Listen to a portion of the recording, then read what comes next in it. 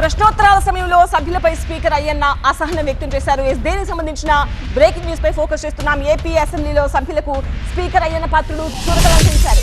సంతకాలు లేకుండా స్లిప్స్ పంపి ప్రశ్నలు అడగవద్దు అంటున్నారు ఆయన. 0 అవర్లో సభ్యులు అడిగే ప్రశ్నలను మంత్రులు అధికారులు నోట్ చేసుకోవాలి అంటున్నారు అయ్యన్న పాత్రుడు. సభలో వివిధ శాఖాధిపతులు లేకపోవడంపై స్పీకర్ అసహనం వ్యక్తం చేశారు.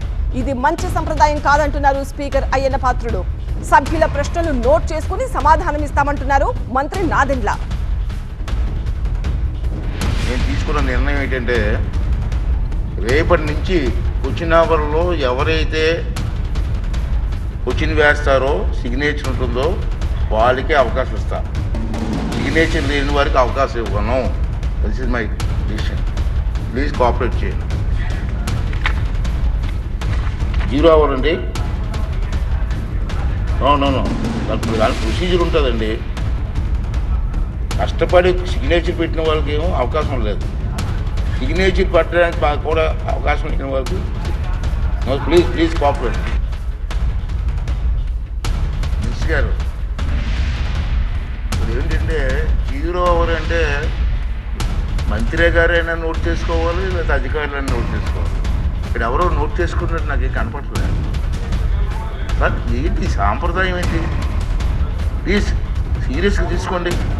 వాళ్ళంతా 0 అవర్లో మాట్లాడతారు. ఎవరు నోట్ చేసుకున్నారు కదా? ఎవరో ఒకరు నోట్ చేయాలి కదా ప్రభుత్వం తరపు నుంచి, లేకపోతే ఇక్కడ అధికారులను నోట్ చేయాలి కదా. ఇది ఏం సాంప్రదాయం అంటే మనకు అర్థం అవుతుంది. అదే అండి రామకృష్ణ గారు, పూర్వం అన్నీ ఉండేవి సార్. రోజులు మారిపోయి టెక్నాలజీ వచ్చేసి అందరూ మర్చిపోయాం. ఏంటిది? పెద్దలు ఎంతమంది ఇలాంటి పెద్దలు చాలామంది అనుభవం వ్యక్తులు ఉన్నారు. 0 అవర్లో ఇంతమంది మాట్లాడుతున్నారు. కనీసం నోట్ చేసుకోవాలి కదా.